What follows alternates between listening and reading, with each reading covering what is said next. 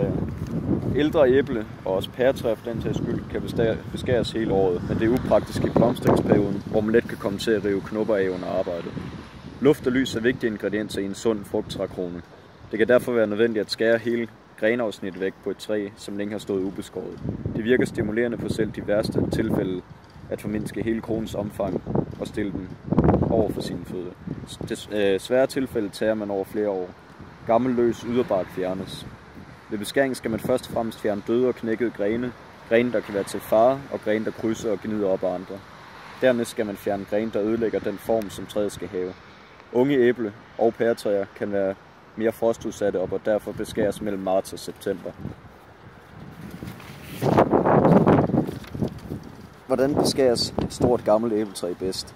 Er du i besiddelse af et stort gammelt æbletræ, og der desværre ikke rigtig giver så mange frugter mere, så skal der lidt større opgaver til. Ofte vil det ikke være nok bare at beskære sådan lidt hister her, derfor skal man så have fat i en sav. Som udgangspunkt kommer alle æblerne på de yderste og nye grene, og man vil derfor gerne have æbletræet ned i en højde på 2-3 meter. Du kan med fordel derfor godt fjerne grenene, der er højere oppe.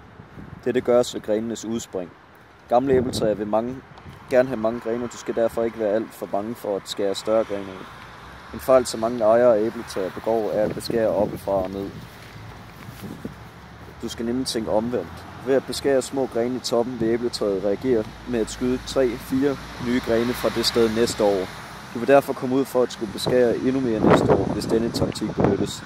Derimod skal du beskære med saven længere nede. Et gammelt æbletræ, der får mange blomster, har mulighed for at give rigtig mange frugter. Også hvis det kun er enkelte af disse blomster, som bliver til noget. Det er derfor vigtigt, at du giver disse de bedste vilkår.